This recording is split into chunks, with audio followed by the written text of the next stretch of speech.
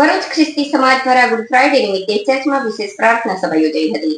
Good Friday એટલે પવિત્ર શુક્રવાર, જેને ઈસુ ખ્રિસ્તના મૃત્યુના દિવસ તરીકે મનાવવામાં આવે છે.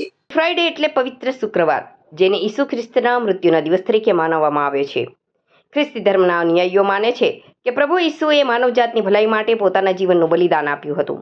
આ દિવસના પગલે ખ્રિસ્તી સમાજના લોકો વ્રત રાખી ચર્ચમાં પ્રાર્થના કરી દિવસની શરૂઆત કરે છે.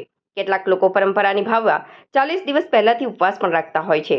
ત્યારે ભરૂચ શહેર અને જિલ્લામાં વસતા લોકોએ શ્રવણ ચોકડી નજીક આવેલ Ebenezer Methodist church, saint Xavier school church, Bambakhana CNI church સહિત ભરૂચ શહેર તથા જિલ્લાના તમામ ચર્ચમાં પ્રાર્થના સભા યોજવામાં આવી હતી. ભરૂચમાં વસતા ખ્રિસ્તી બંધુઓ દ્વારા દેવળોમાં વિશેષ પ્રાર્થના કરી ગુડ ફ્રાઇડેની ઉજવણી કરી હતી.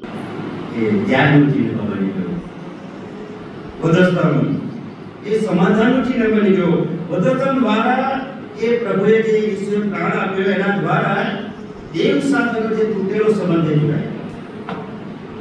એદનવાડીમાં જે આદમને હવે પાપ કરીને જે ઈશ્વર સાથેનો સંબંધ પણ થઈ ગયો હતો.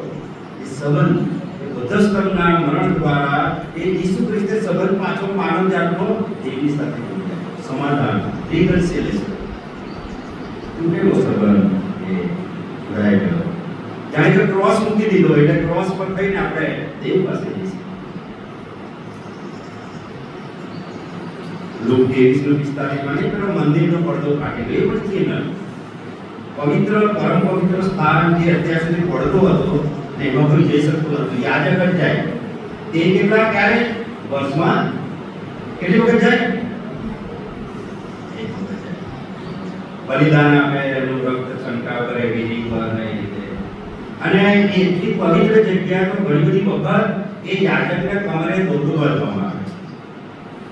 અંદર જા અને એ જગ્યાની પૂરે ગુગરીઓ બાંધવામાં એટલે અંદર જા તો ગુગરીઓ કડી કરે એટલે ત્યાં પડતાની પેલી બાજુ યાજક ભલે રક્ત એનો છંટકાવ કરે.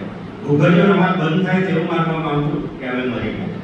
એટલે પેલું કમરે દોરડું બાંધેલું રાખવાનું એટલે દોરડું પછી એ જગ્યાએ જવાય એટલે દોરડુંથી ખેંચી રાખવાનું પછી અને એટલે હતા દોરડું તો છે જ. ઘણા સેવકો દોરડું માટે એટલે ગાડીમાં આમાં મીઠવાઈ